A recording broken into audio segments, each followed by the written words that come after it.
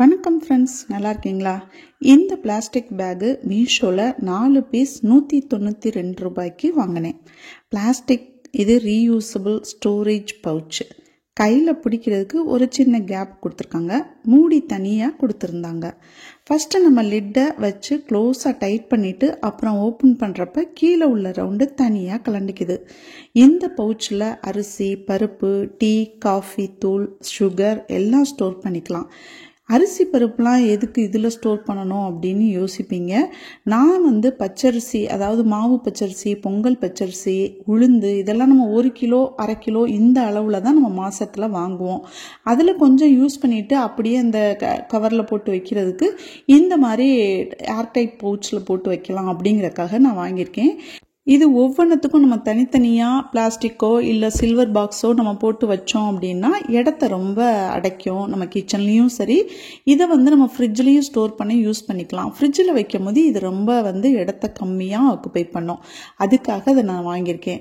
அதே மாதிரி நம்ம டூரு ட்ரிப்பெல்லாம் நம்ம ஹில் ஸ்டேஷன் அந்த மாதிரி போகும்போது நம்ம அந்த டீ தூள்லாம் வாங்குவோம். அதே மாதிரி நான் மிளகு வாங்குவேன், கிராம்புலாம் இப்போ கூட வாங்கிட்டு வந்திருக்கேன். அதெல்லாம் அங்கேருந்து பிளாஸ்டிக் கவரில் தான் போட்டு கொடுத்துருக்காங்க. ஸோ அதை நம்ம ஒன்ஸ் கட் பண்ணோம்னா திருப்பி அதை வேற ஒரு பாக்ஸுக்கு நம்ம மாற்றணும். அதை ஃப்ரிட்ஜில் வச்சோம்னா அந்த ரொம்ப நாளைக்கு அதோட அந்த ஃப்ளேவர் இதெல்லாம் அப்படியே இருக்கும். அப்படிங்கிறக்காக இந்த பவுச்சில் போட்டு வச்சோம் அப்படின்னா ஃப்ரிட்ஜில் இடத்த கம்மியாக ஆக்குப்பை பண்ணோம். அப்படிங்கிறக்காக நான் வாங்கியிருக்கேன். இது நம்ம 1 கிலோ உளுந்து பாக்கெட்டு. இது ஆக்சுவலாக அவங்க கொடுத்துருந்த இதுபடி 1.5 கிலோ கொள்ளுதுங்க. 1 கிலோ உளுந்தில் நான் கொஞ்சோண்டு எடுத்திருக்கேன். இது பாருங்கள், இப்போ 3/4 பேக் தான் வந்திருக்கு. மிச்ச இடத்துல இன்னும் கொஞ்சம் ஒரு 1/4 கிலோ அந்த மாதிரி கொட்டலாம்னு நினைக்கிறேன்.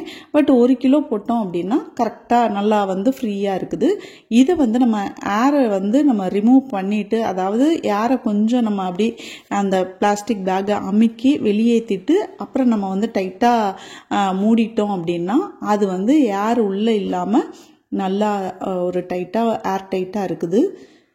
இது என்னதான் இருந்தாலும் பிளாஸ்டிக் பேக் தான். இதை ரொம்ப நாளுக்கு நம்ம ஸ்டோர் பண்ணிக்கிறதுக்காக நம்ம வாங்கக்கூடாது. இதை கொஞ்ச நாள், இப்போ உளுந்து நம்ம ஒரு மாதத்தில் 1 கிலோ வாங்கினோம்னா ஒரு 2 தடவை 3 தடவை போட்டோன்னா காலி ஆயிரும். ஸோ அடுத்து நம்ம வேற எது புதுசாக வாங்கிடலாம். அந்த மாதிரி உடனே தீரக்கூடிய பொருட்கள் நம்ம வாங்குறப்ப அதை ஸ்டோர் பண்ணிக்கிறதுக்கு யூஸ் பண்ணிக்கலாம். இது பிளாஸ்டிக் தான், இது உடம்புக்கு நல்லதும் இல்லை. இருந்தாலும் நம்ம பிளாஸ்டிக் பாக்ஸில் தான் போடுறோம். இது ரீயூசபிள் பேகு.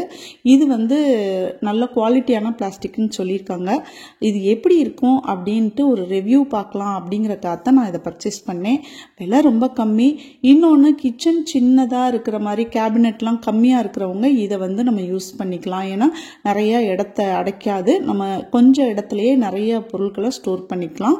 அதே மாதிரி நம்ம ட்ராவலுக்கு எடுத்துகிட்டு போகலாம். போர்ட்டபுளாக இருக்கிறனால நம்ம வெளியூர் போகிறோம், 1 வீக்கு 1 மந்த்து தங்குறோம் அப்படிங்கிறப்ப மசாலா பொருட்கள், அப்புறம் எல்லா இந்த மாதிரி பருப்பு வகைகள், அரிசி எல்லாம் கூட இதில் எடுத்துகிட்டு போகலாம்.